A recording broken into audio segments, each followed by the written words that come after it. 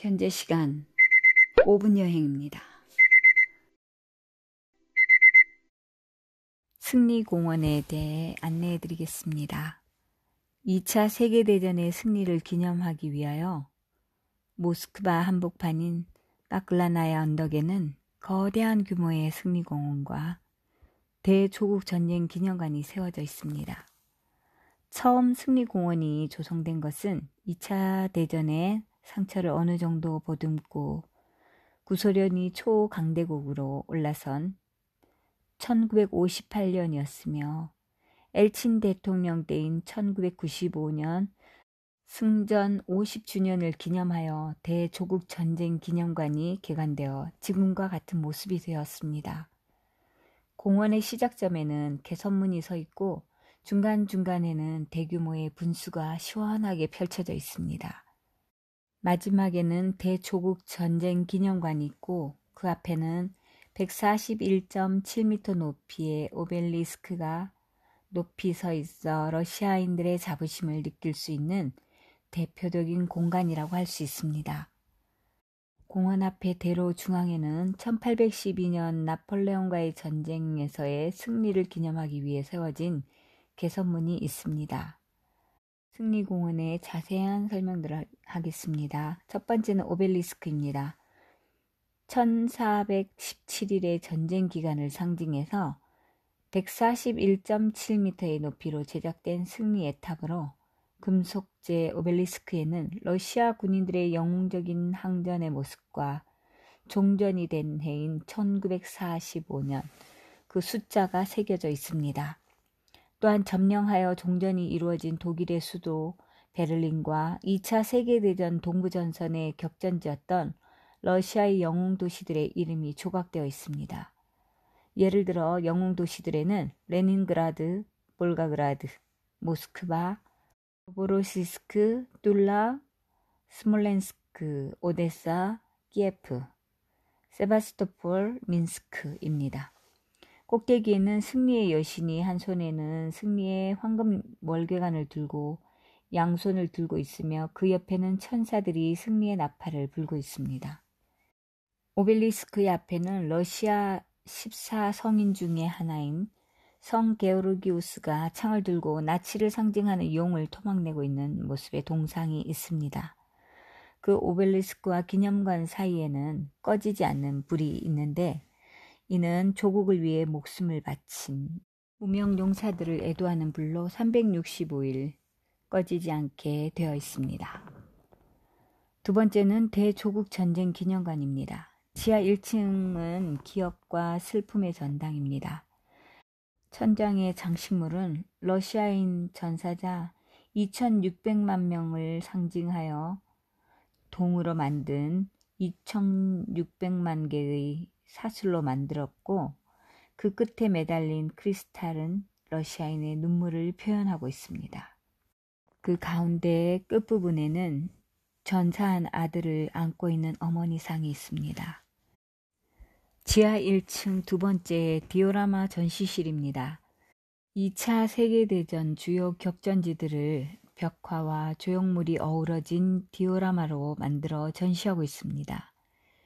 격렬했던 전쟁의 실제 상황과 참혹함이 잘 드러나 있는 전시실입니다. 디오라마 전시실 첫 번째 방은 1941년 9월 8일부터 1944년 1월 27일까지 레닌그라드 포위전입니다. 옛 소련의 수도로서 정치적 중심지이고 발트 함대의 주요 거점으로 군사적 중요도가 높았고 산업시설과 무기 공장이 모여있는 레닌그라드 지역을 완전히 파괴할 목적으로 독일군은 남부에서 핀란드군은 북쪽에서 900일간 포위하여 봉쇄하였습니다. 소련은 물, 에너지, 식량의 공급이 중지된 가운데 방어 전쟁을 해야 했으므로 군인 150만 명 이상, 민간인 140만 명 이상이 전투와 폭격과 기아로 인하여 희생한 역사상 가장 길었고 가장 파괴적인 도시 전투로 꼽힙니다. 디오라마 전시실 두 번째 방은 1941년 10월 2일부터 1942년 1월 7일까지 모스크바 공방전을 표현하고 있습니다. 모스크바 근방에서 소련군과 독일군 사이에 벌어진 일련의 전투를 말합니다. 이 공방전은 독일군이 처음으로 패배한 전투로 독일과 소련 전쟁의 전환점이 되는 대규모 살상전이었습니다. 소련은 독일이 예상치 못했던 시베리아와 극동에 완비된 사단들을 모스크바로 배치하여 승리하였으며 쌍방의 손실은 소련군 128만 명이고 독일군은 24만 8천 명으로 추정되고 있습니다. 드라마 전시실 세 번째 방은 1942년 8월 21일부터 1943년 2월 2일까지 있었던 스탈린그라드 전투입니다. 이 전투는 스탈린그라드 시내와 근방에서 벌어진 전투로 2차 세계대전의 가장 중요한 전환점이 되었으며 199일간 지속된 이 전투는 인류 역사상 가장 크고 참혹한 전투 중 하나로 기록되고 있습니다. 이 전투를 기점으로 소련군은 병기와 전법을 대폭 개량하여 독일과 대등하게 싸울 수 있는 전력을 확보하게 되었습니다. 소련군의 손실은 110만 명 이상, 독일 측의 손실은 85만 명에 이르는 것으로 추정되고 있습니다.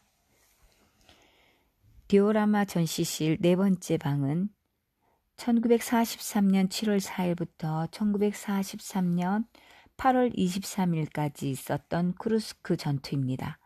이 전투는 700대 이상의 전차가 파괴된 역사상 최대 규모의 전차전이었습니다. 쿠르스크 전투의 마지막 사활을 걸었던 독일은 이 전투에서 패배하게 되어 이후 소련군에 항복하는 날까지 독일 본토로 후퇴를 계속하게 됩니다. 디오라마 전시실 다섯째 방입니다. 1943년 9월 19일부터 1944년 1월 30일까지 드네프르강 전투입니다.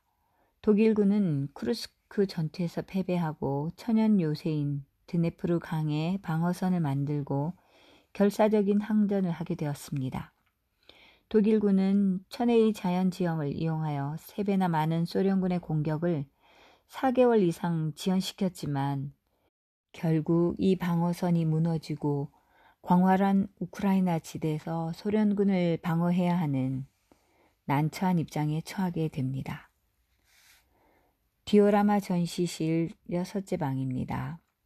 1945년 4월 16일부터 1945년 5월 2일까지의 베를린 공방전입니다. 미국, 영국, 프랑스 등 연합군과 소련의 두 전선군이 베를린을 동쪽과 남쪽에서 동시에 공략했습니다. 전투가 끝나기 전인 4월 30일 히틀러가 자살하고 5월 2일 베를린이 항복했지만 여러 곳에서 전투가 계속되었고 독일의 공식적인 항복은 5월 8일에나 이루어졌습니다. 소련은 5월 8일의 항복은 서방에게만 한 것이라고 반발하여 5월 9일에 따로 항복을 받았습니다. 그래서 러시아에서는 현재 5월 9일을 승전 기념일로 지키고 있습니다.